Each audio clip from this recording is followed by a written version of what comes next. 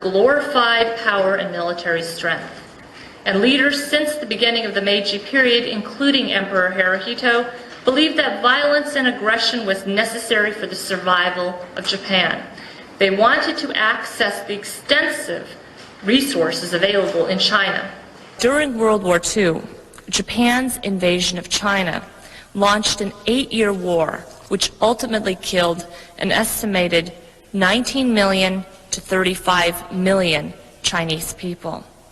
And during this time, the Japanese military also lured, purchased, or kidnapped hundreds of thousands of women for sexual slavery for their imperial army, women who were subjected to some of the most horrifying experiences inflicted upon military prostitutes in history.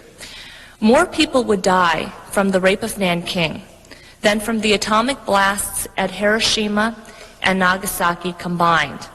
The Japanese military had issued a kill all captives order at the time, which seems to have come as a directive from some of the highest levels of military power. Across the city, the army machine gunned tens of thousands of Chinese men, or buried them alive, or used them for bayonet practice, or decapitation contests, or thousands of men were simply sprayed with gasoline and set on fire. Now, most of these executions were efficient, but there were men who died under the most slow, sadistic, and excruciatingly painful circumstances when Japanese soldiers turned murder into sport. After killing most of the men in the city in this fashion, the Japanese army then turned their attention on the Chinese women. In the city of Nanking, no woman was safe. Japanese soldiers raped great-grandmothers over the ages of 80, along with children under the ages of 8. In the end, the Japanese raped more than 20,000 women and girls in Nanking, and some estimate that the figure is probably as high as 80,000 women and girls.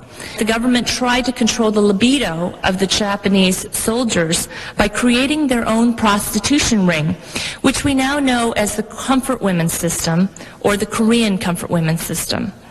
An estimated 200,000 women, most of them Korean women, but many also from other Asian countries, some of whom were also Caucasian, such as Dutch women, were forced to serve in what the Japanese government called facilities of sexual comfort to stop troops from raping women in regions that they controlled in China. And many of these comfort women were only, teenagers or even children when they were captured. Emperor Hirohito's granduncle, Prince Asaka, had commanded the attack on Nanking and was the ranking officer in the city at the height of the atrocities. An uncle of Empress Nagako, Hirohito's wife, was chief of the Army Air Force. Hirohito's uncle, Prince Kanan, was chief of the Army General Staff. They all knew of the massacres. This was a close-knit imperial family in which powerful roles were doled out by the emperor to family members for their unquestionable loyalty and allegiance to him. In fact, during 1940, Hirohito sanctioned the first experimental use of bacteriological weapons in China. He personally initiated and directed the military unit 731 to perform anthrax and other biochemical experimentation and vivisection on Chinese civilians and POWs. Emperor Hirohito's main concern during the war in China was success and territorial expansion. He was excessively tolerant of senior officers who had committed criminal acts of insubordination, and he refused to punish them. He would even grant awards and promotions to thousands of military and civil officials for meritorious service during the war. For young officers throughout the Army and Navy, the message went out that the emperor's main concern was success. He was determined to watch his empire expand, and that was his one and only goal, regardless of the consequences to China or Japan. In the realm of apologies, we all know that Germany has made several profuse apologies to their wartime victims.